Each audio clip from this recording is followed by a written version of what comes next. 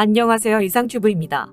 러시아의 우크라이나 침공으로 무기의 제고분을 우크라이나에 제공한 폴란드 정부는 새롭게 무기를 구입해야 합니다. 이 중 한국은 폴란드가 원하는 무기를 만들 수 있는 거의 유일한 국가입니다.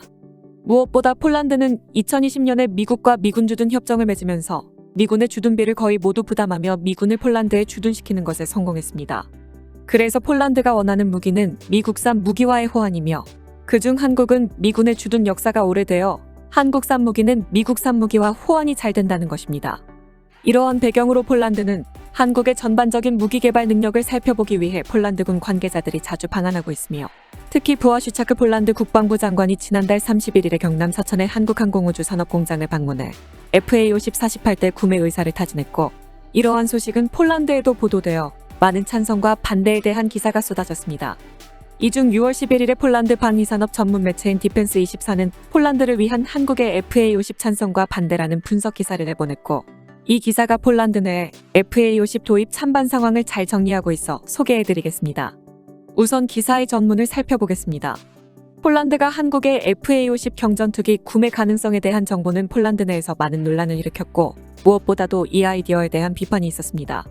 폴란드 언론들은 폴란드가 5세대 전투기인 F-35를 구입하는 정책을 계속해 나가거나 아니면 F-16을 추가로 도입해야 하며 가급적이면 F-16의 최신 버전인 F-16V를 도입해야 한다고 지적했습니다. 이 두 대의 전투기 중 F-16은 폴란드 공군이 이미 소유하고 있으며 F-35도 조만간 폴란드 공군이 도입할 예정이어서 이 두 대의 전투기를 구매한다면 폴란드 공군의 전투 플랫폼은 늘어나지 않을 것입니다. 하지만 미국 공장에서 새롭게 생산되는 F-16과 F-35는 도입에 오랜 시간이 걸리겠지만 서유럽에서 사용되는 F-16이 조만간 등장할 것이라는 지적도 나오고 있습니다.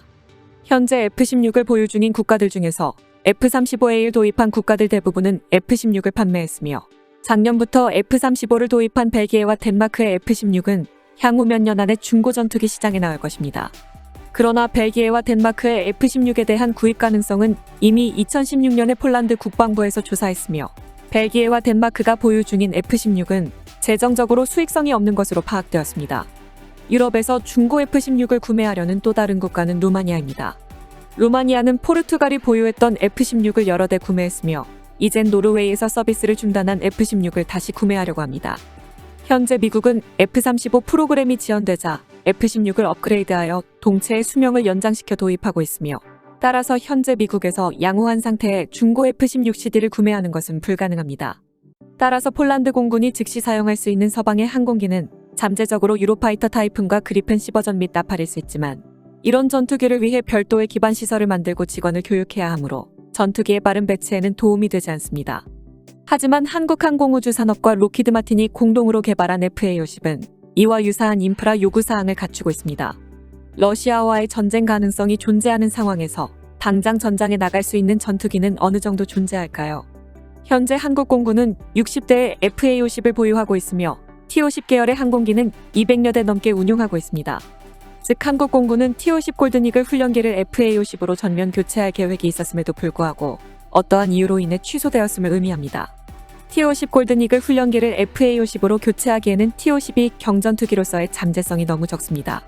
또 다른 문제는 한국은 KF-21 보람의 전투기를 개발하고 있으며 이 전투기는 F-5와 F-4를 대체할 것입니다.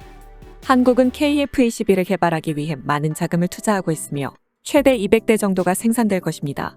한국은 2012년에 FA-50 시리즈 20대를 1차로 주문했고 1년 뒤에는 60대를 주문했습니다.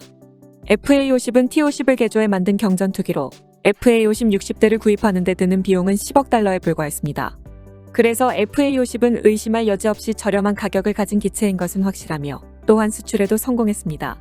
지난 2017년 5월에 필리핀에서 주문한 마지막 12번째의 FA-50이 인도되었고 2019년 11월에는 마지막인 24번째인 FA-50이 이라크에 인도되었으며 이라크는 T-50IQ라고 명명했습니다.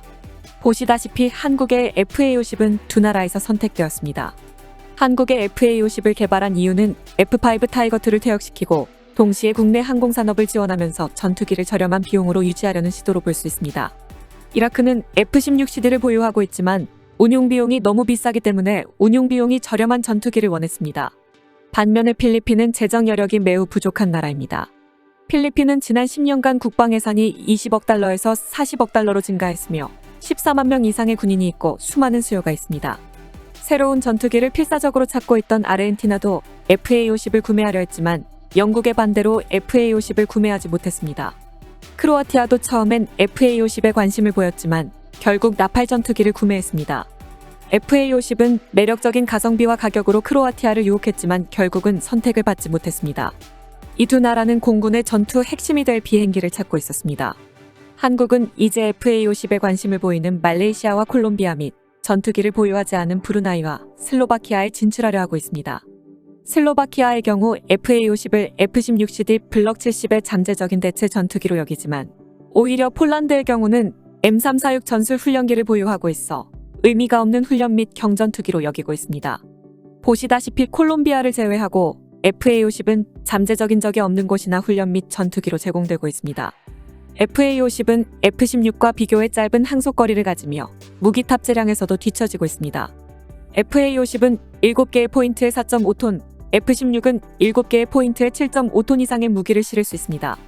그럼에도 불구하고 FA-50은 여전히 미그-29와 수호이-22보다 500kg의 무기를 더 탑재할 수 있으며 이것은 FA-50의 무게를 생각하면 그렇게 나쁜 결과가 아니라는 점입니다. 또한 기본 버전의 FA-50에 탑재되는 무기는 F-16C와 비교하면 화력면에서 약합니다.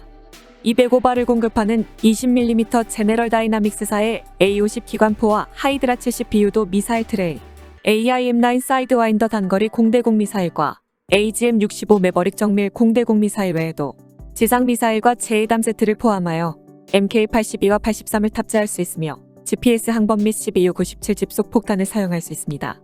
이러한 무장 능력은 현재 우크라이나에서 전투 중인 수호이-25와 여러 면에서 비교할 수 있는 경전투기에 불과하며 단거리 공대공 미사일만을 장착할 수 있는 FA-50은 다목적 전투기가 될 수 없습니다. 하지만 FA-50에 탑재 가능한 무기수는 블럭 10으로 업그레이드하면서 증가했으며 아마도 모든 한국의 FA-50이 이미 업그레이드되었을 것입니다. 또한 한국이 주장하는 것처럼 FA-50의 업그레이드는 동체 구조를 방해하지 않고 소프트웨어 변경에만 기초한다고 주장하고 있으며 여기에 ANAAQ-33 스나이퍼 조준 카트리지를 장착하여 표적을 설정하고 레이저로 유도할 수 있게 되었고 GBU-12 페이브8도 장착할 수 있어 이것은 전장 지원 능력이 향상되었음을 의미합니다.